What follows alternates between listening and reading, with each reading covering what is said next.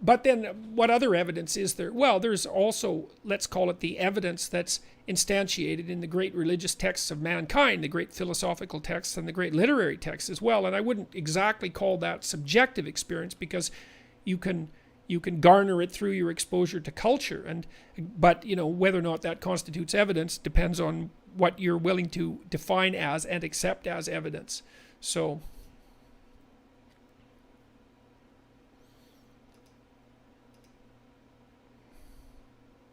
I'm told that my overanalyzing is a double-edged sword, but I'm suffering from being this way. Yeah, well, you're probably, high in openness, and maybe you're very verbally intelligent, so you're pretty much stuck with that. Maybe you've got a bit of mania to you too, and I don't mean that in a negative sense. I find relief when I drink alcohol, smoke, or take certain drugs because it slows down my thought process. How can I use my overanalysis to my advantage? Well, I would say find yourself a difficult cognitive problem to solve. Pick a challenge. But you also might consider talking to someone. You find relief when you drink alcohol. That might be an indication that some of what you're overanalyzing isn't so much a consequence of excess cognitive power, but an excess of high negative emotion. And so that would be illustrated in, say, high trait neuroticism. We're going to release the Big 5 aspect scale here later this month, and you'll be able to take that, and it'll give you a pretty good detailed description of your personality. And there's 2 dimensions of neuroticism: withdrawal and volatility. And if you're overanalyzing because you're what do you call that? Ruminating. That can be a consequence of high levels of anxiety. And the reason I'm suggesting that is because you said you find relief when you drink alcohol, and alcohol is a very powerful anxiolytic agent, anti-anxiety agent. And so lots of people who have high levels of anxiety do ruminate, and so overanalyze, let's say, and they find relief when they drink, because alcohol is a primary anxiolytic, like Valium, like benzodiazepines and barbiturates. So the fact that alcohol gives you relief probably indicates that some of what's driving your overanalysis is anxiety.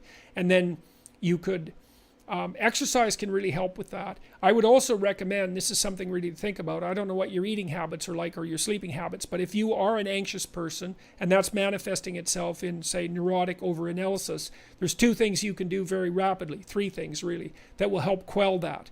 4 things even. Number 1, get up at the same time every day. And I would recommend in the morning, because that's when people generally get up, and it's good to do what everyone else does unless you have a good reason not to.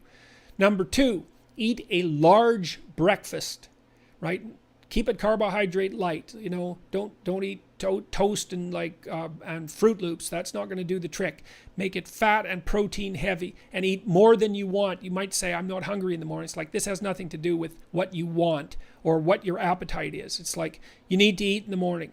If you're an anxious person and you don't eat in the morning and then you stress yourself out, your body hyperproduces insulin. It takes all the blood sugar out of your blood, and that dysregulates your metabolism for the entire day. You can't reset it till you go to sleep at night. And I've had lots of anxious clients who would say fall into the overanalytic category, who were like virtually cured by eating a large breakfast every morning. I would highly recommend that. You could try some physical exercise. Weightlifting is really good for curing anxiety.